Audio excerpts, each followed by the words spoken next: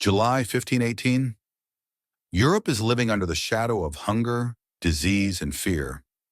People wake up with no guarantee of tomorrow. Even seeing the evening is considered a blessing. And it is precisely at this time that there is an ordinary city on the banks of the Rhine River, Strasbourg. Its stone streets are narrow, its houses pressed tightly together. From the outside, it looks quiet, almost gloomy. But no one knew that this city was about to become the stage for one of the most unbelievable events in history. And this event would not begin with a war, a rebellion, or a plague. It would begin with a dance. One woman, one street, one moment. It was a hot morning in July. The market had been set up. Children were running through the streets. Then a woman stepped out of her home. Her name was recorded as Frau Trophäa. An ordinary woman, neither a leader, nor a noble, nor someone who looked destined to make history. But just a few minutes later, she did something that caught everyone's attention. She stopped in the middle of the street, she slightly raised her head, and she began to dance. There was no music, no instruments, no rhythm. But the woman seemed to be moving to a melody no one else could hear. At first, people didn't care. "That's strange," they said. "Maybe she's lost her mind." No one interfered. But as the minutes passed, a sense of unease began to grow. The woman did not stop. As minutes turned into hours, 1 hour passed. Her feet were clearly tired, yet they kept moving. 2 hours passed. Her breathing quickened. Her face turned bright red. 3 hours passed. And still the dance did not end. People stopped laughing. The sounds of the street faded. Everyone watched in silence. A man approached her and asked, "Are you okay?" No answer. Another person tried to grab her arm. She instinctively pulled away, but kept dancing, as if someone had forbidden her to stop. And at that moment, the first question was born. Can a human being dance against their will? Night fell, but the dance did not end. The sun set. Street lamps were lit. The woman was still there. Her feet were swollen. Her clothes were soaked with sweat. But her body kept moving. No one thought to give her water.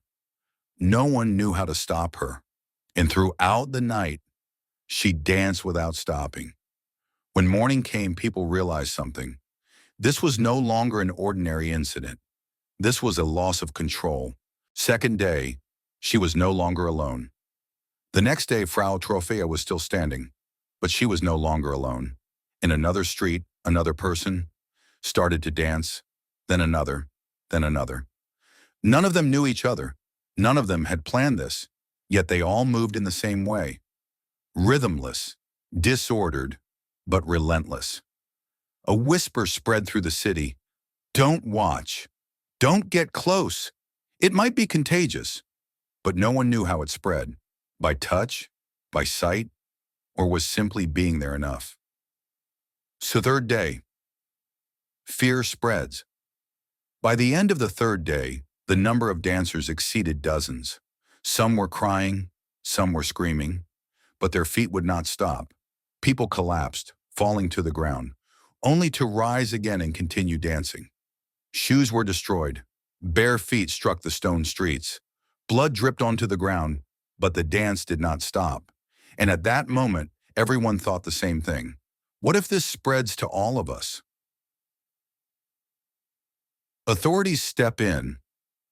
But on the wrong path, city officials held an emergency meeting. Doctors were summoned. But 16th century medicine was nothing like what we know today. The doctors reached this conclusion. These people are not sick. The excess blood in their bodies is forcing them to move. And they proposed something unbelievable as a solution. They need to dance. The more they dance, the faster they will recover. And so a horrifying decision was made. Stages were built in the city squares. Musicians were brought in. Drums were played. The dancers were not isolated. They were encouraged. No one asked, what if this is a disease? What if this is a curse? What if we are making it worse? The silence before the storm. The city was no longer the same. People were afraid to leave their homes. Children were kept indoors. Everyone was waiting for an ending. But not yet. Deaths had not begun. No one had yet seen the true face of the event. But very soon, the people of Strasbourg would understand. This dance was not entertainment, not an illness. This dance was the beginning of a catastrophe. Strasbourg had become a city afraid to wake up. Mornings no longer began as they used to. People listened to the streets before opening their windows. Footsteps? Or the sound of that endless, unnatural movement? Because everyone in the city now knew, if a person started dancing, it was impossible to stop them. And then that day came. What everyone feared happened. The first death, one of the dancers collapsed on the night of the third day. At first, people thought they had fainted, but this time, they did not get back up. Their chest did not rise. Their breath was gone. Their heart had stopped. The first death was recorded, but the strange thing was this. Death did not stop the dance. Those dancing nearby continued to spin around the body, eyes closed, some crying, some screaming, but their feet were still moving. And at that moment, the entire city asked the same question. Can a person dance even while dying? Deaths increase. After the first death, the days darkened rapidly. One day, 2 people. The next 5. Then 10. Heart attacks, strokes, extreme exhaustion. Some lasted until dawn, collapsing before sunrise. Others danced for days before suddenly falling. And the most terrifying part was this. No one knew who would die and who would survive. The young fell. The old fell. The strong fell. The weak fell. This was not selective. Whispers among the people. When science could not provide answers, people searched for other explanations. And in the 16th century, the first thought was this: a curse. God is punishing us. We are paying for our sins. This is the work of the devil. Some people avoided looking into the dancers' eyes. Some drew holy symbols on their doors. Some swore never to leave their homes. And yet, every day someone new began to dance. The church intervenes. As the situation spiraled out of control, the church stepped in. The priests believed the event was supernatural. To them, this dance was not an illness. It was a punishment. And the name of this punishment was whispered: the curse of Saint Vitus. According to legend, Saint Vitus punished the disrespectful with uncontrollable dancing. So the dancers were taken to churches. By force, while their feet were still moving, they were made to pray. They were forced to repent. But nothing changed. The dance did not stop. Wrong treatments, wrong decisions. The doctors still believed the same thing. They must dance. So more stages were built. The music grew louder. Drums, violins, flutes. The city had turned into a bizarre festival. But this was no celebration. This was a dance with death. Some people came to watch. Some couldn't bear to look. And some started dancing just by watching. And at that moment, everyone realized this thing was spreading. But how? Was it contagious? No one could give a definite answer. Some spoke to the dancers and were unaffected. Some stood beside them and danced the next day. But some people began dancing after merely watching. Fear grew stronger. People avoided eye contact. Windows were shut. Streets emptied. But the dancers were still there. Time stands still in the city. In Strasbourg, time now flowed differently. Days blurred together. Death became ordinary news. Dancers became part of the city's scenery. And here the most frightening thing happened. People adapted. Some walked past the dancers without reacting. Some stepped over the dead bodies, as if the city itself was slowly losing its mind. But something was changing. As weeks passed, the number of dancers began to decline. Some had died, some collapsed and never stood again, and some stopped suddenly. There was no explanation. A person dancing one day would be motionless the next. This raised a new question. If this is a curse, why are some spared? Strasbourg was exhausted. Hundreds were dead or permanently injured. And slowly, The event was coming to an end, and at that moment, the real questions, still debated centuries later, emerged. Was this truly a curse? Or had people gone mad together? Or was there an unnoticed poison? When the dancing finally faded in Strasbourg, the city did not feel relief. On the contrary, that was when the real fear began, because everyone realized the same thing. The event had ended on its own. No medicine, no prayer, no decision. None of it had worked. And that led to a far more disturbing question. If we didn't stop it, what did? The first logical suspect. Poison. Years later, when historians and scientists revisited the event, one thing stood out. The people of Strasbourg were eating the same food. At the time, bread was mainly made from rye, and rye could have been contaminated with something dangerous. Its name, ergot fungus. This fungus grows on rye in damp conditions, and when consumed, it can cause hallucinations, muscle spasms, uncontrollable movements, loss of consciousness. Sound familiar? Some historians said the people were poisoned.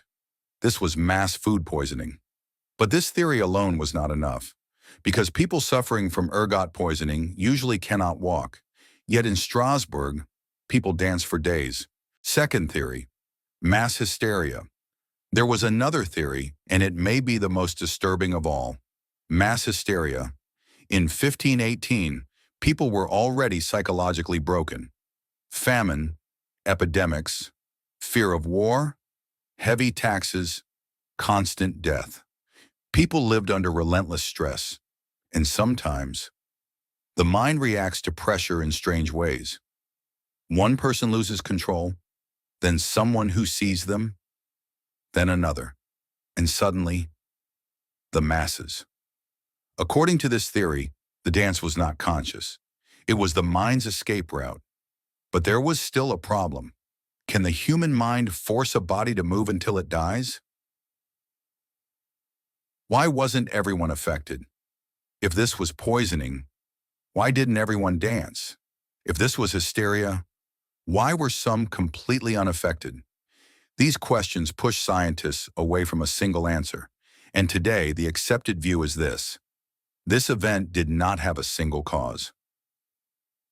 Fear plus hunger plus belief equals explosion. The people of Strasbourg were hungry, exhausted, afraid, and blindly devoted to religion. Those who saw the dancers believed the cause was supernatural. That belief amplified fear. Fear locked the mind, and a locked mind released the body. The dance was no longer movement. It was escape. The authorities' mistake. Looking back today, the biggest mistake is clear. They encouraged it instead of stopping it. Stages were built. Music was played. Crowds gathered. This accelerated the spread. If people had been isolated, if silence had been enforced, perhaps hundreds would not have died. Were there similar events? Interestingly, this was not the only dancing plague in history. In 1374, in Germany and the Netherlands, people had also danced in the streets, and each time, the same patterns appeared. Extreme stress, religious fear, social pressure, which strengthened one possibility. The human mind is far more fragile than we think. The truth, we will never know 100% today. Science can largely explain the event, but not completely, because in 1518, there were no brain scans, no blood tests. All we truly know is this: hundreds of people, unwillingly, uncontrollably, danced, and some of them died because of it. We are closer to the answers now, but something is still missing. What does this event tell us? Could something like this happen today? How safe are we in the modern world? When the dancing completely ended in Strasbourg, an eerie silence remained. The streets were empty, the squares abandoned, the stages dismantled, the musicians gone. But what remained was heavier than silence, because hundreds had died, been crippled, or left with trauma they would carry for life. And no one could say out loud, how did this happen? What does science say? Conclusion. Today, scientists describe the Strasbourg event as psychogenic mass illness, that is, mental pressure overpowering the body without a physical cause. But that alone is not enough. The strongest conclusion is this: extreme stress, fear of hunger and disease, religious pressure, wrong medical interventions, social panic, and most likely, a biological trigger like ergot fungus all came together. Not one cause, but a chain reaction of collapse. The most terrifying truth. Perhaps the most frightening part of this story is this: the people of Strasbourg were not special. They were not insane, not weak, not foolish. They were us, people living in another era, under different conditions, feeling the same fears, facing the same uncertainty. Human beings. Could this happen today? This question is often asked, and the answer is unsettling. Yes, but differently. People may not dance to death in the streets today, but mass panics, social media-driven hysteria, collective fear, the rapid spread of misinformation. These are the modern world's dances. Not the body, but the mind moves uncontrollably. The lesson from Strasbourg. The greatest mistake made in 1518 was this: feeding the wrong thing. They amplified fear instead of silencing it, encouraged the wrong behavior instead of treating it, added noise instead of calm, and the result, hundreds of lives lost. Close your eyes. Imagine a stone street, bloody footprints, and people dancing with no music. Then ask yourself, if I had been there, would I have been one of the dancers? That question is what keeps the dancing plague of 1518 alive. Sometimes humanity does not need an enemy, a virus, or a war to experience disaster. Sometimes its own mind is enough.